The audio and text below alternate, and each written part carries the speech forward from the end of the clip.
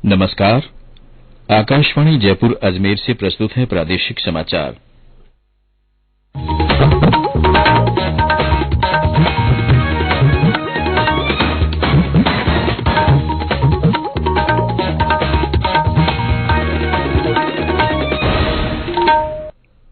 मुख्य समाचार।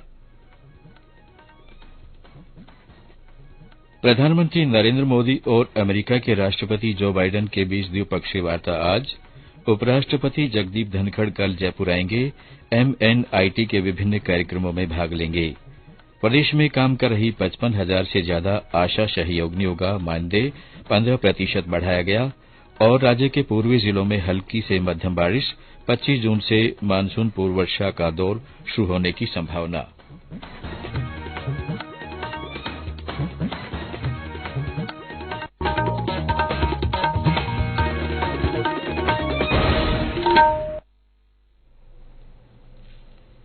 समाचारों के साथ मैं महेश सिंह और अब समाचार विस्तार से। प्रधानमंत्री नरेंद्र मोदी का अमेरिकी यात्रा के दूसरे दिन आज वाशिंगटन में व्हाइट हाउस में पारंपरिक स्वागत किया जाएगा। इसके बाद श्री मोदी और अमेरिका के राष्ट्रपति जो बाइडेन के बीच द्विपक्षीय वार्ता होगी। दोनों नेता मजबूत आपूर्ति श्रृंखला की बाधाओं को दूर करने के लिए दोनों देशों के बीच आर्थिक सहयोग बढ़ाने पर विचार विमर्श करेंगे।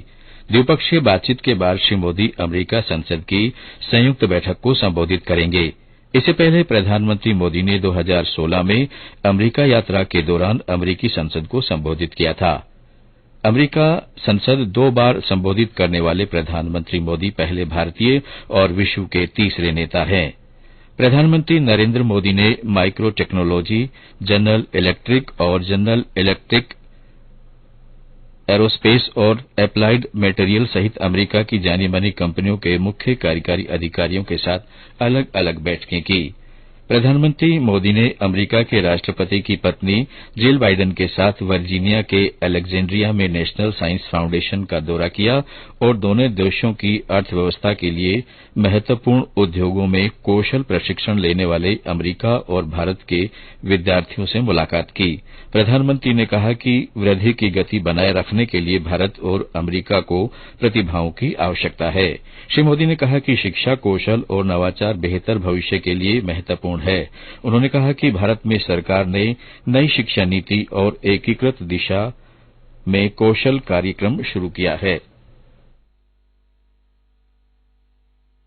भारत और अमेरिका को ग्रोथ का मोमेंटम बनाए रखने के लिए एक पाइपलाइन ऑफ टैलेंट उसकी भी जरूरत है। जहां एक और अमेरिका के पास उच्च कोटि के शिक्षण संस्थान है, एडवांस टेक्नोलॉजी, वही भारत के पास विश्व की सबसे बड़ी युवा फैक्ट्री है। और इसलिए मुझे विश्वास है कि भारत और अमेरिका की साझेदारी सस्टेनेबल और इंक्लूसिव ग्रोथ का इंजन साबित होगी।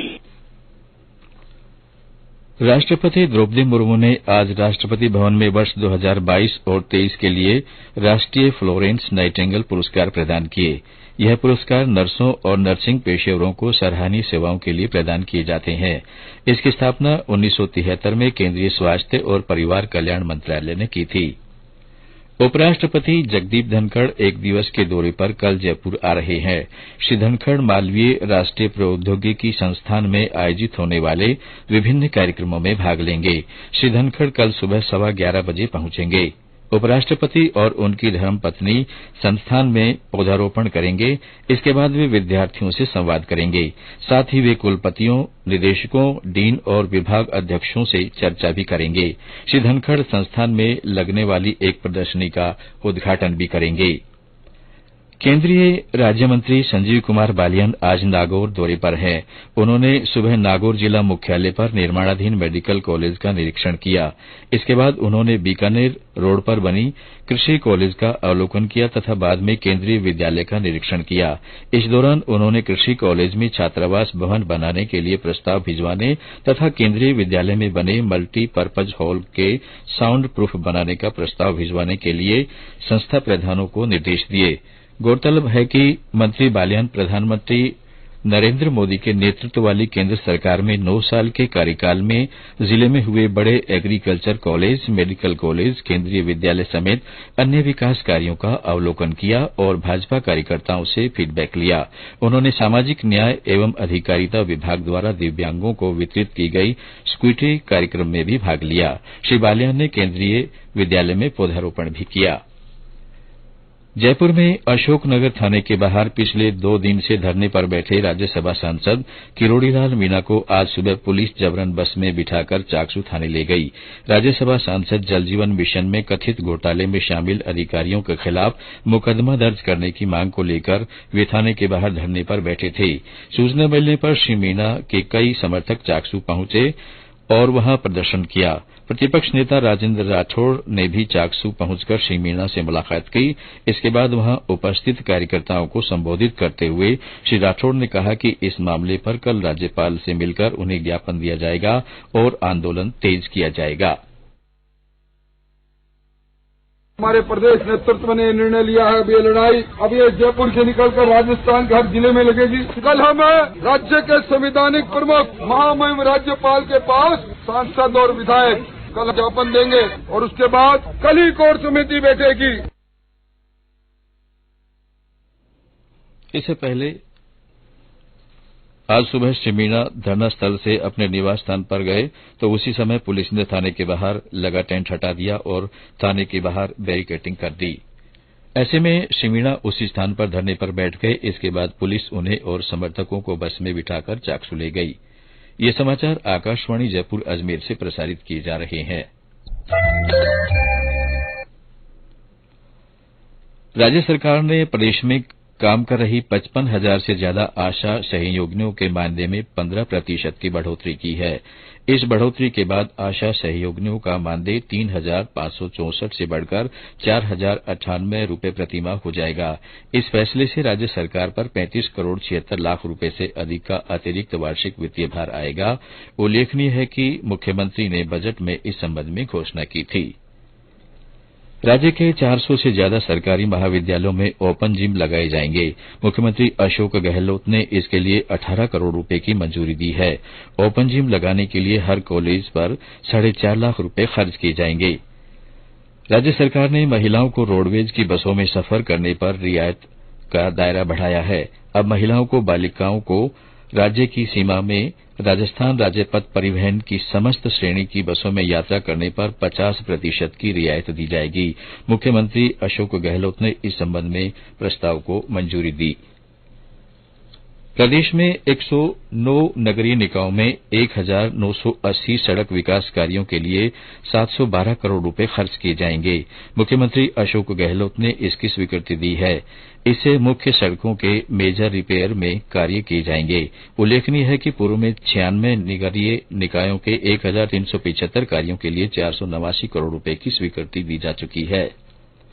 प्रधानमंत्री नरेंद्र मोदी ने कहा है कि शिक्षा हमारी सभ्यता के निर्माण की बुनियाद ही नहीं बल्कि है मानवता के भविष्य की वास्तुकार भी है। श्री मोदी ने कहा कि बुनियादी शिक्षा युवाओं के लिए मजबूत नींव बनाती है और भारत इसे प्रौद्योगिकी के साथ जोड़ रहा है। प्रधानमंत्री ने आज वीडियो कॉन्फ्रेंस के माध्यम से पुणे में G20 शिक्षा मंत्रियों की बैठक को संबोधित किया। प्रधानमंत्री ने कहा कि G20 के सदस्य देश अपनी अपनी शक्तियों के साथ अनुसंधान और नवाचार को विशेषकर विकासशील और अविकसित देशों में प्रोत्साहित देने में महत्वपूर्ण भूमिका निभा सकते हैं। उन्होंने विश्वास व्यक्त किया कि सभी सदस्य देश भविष्य के लिए एक समावेशी शिक्षा एजेंडा के साथ आगे आएंगे। भारत अतिरिक्त बिजली वाला देश बन चुका है। पिछले 9 वर्ष में यह बिजली का निर्यातक भी बना है। देश में ऊर्जा की कमी 2014 के 4.2% से घटकर अब लगभग 0.2% पर आ गई है। केंद्रीय ऊर्जा मंत्री आर.के. सिंह ने पिछले 9 वर्षों के दौरान बिजली क्षेत्र की उपलब्धियों पर आज नई दिल्ली में मीडिया को संबोधित करते हुए यह जानकारी दी।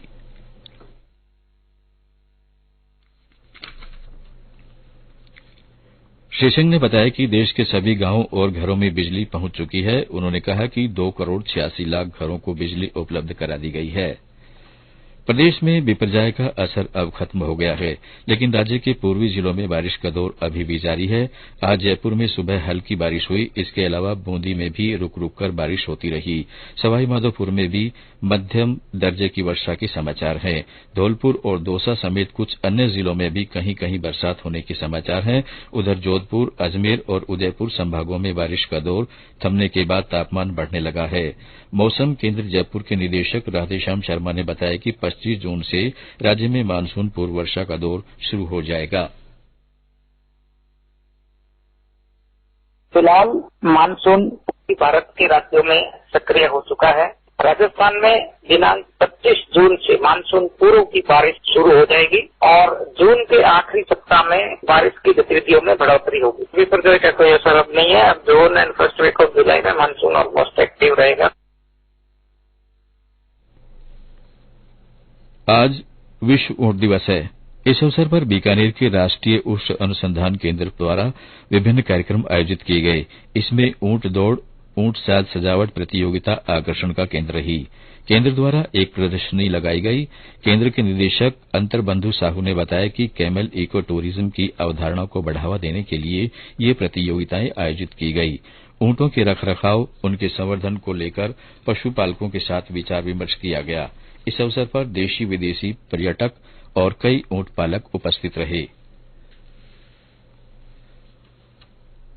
प्रदेश में इस साल के अंत में होने वाले विधानसभा चुनाव को देखते हुए निर्वाचन विभाग की ओर से विभिन्न गतिविधियां आयोजित की जा रही हैं। इसी कड़ी में भीलवाड़ा कलेक्ट्रेट सभागार में उप जिला निर्वाचन अधिकारी डॉ राजेश गोयल की अध्यक्षता में मतदान केंद्रों के पुनर्गठन, समायोजन, विभाजन, भवन परिवर्तन के प्रस्ताव की समीक्षा आयोजित की गई। इस बैठक में विभिन्न राजनीतिक पार्टियों के प्रतिनिधि और अधिकारी मौजूद थे। और अंत में मुख्य समाचार एक बार फिर।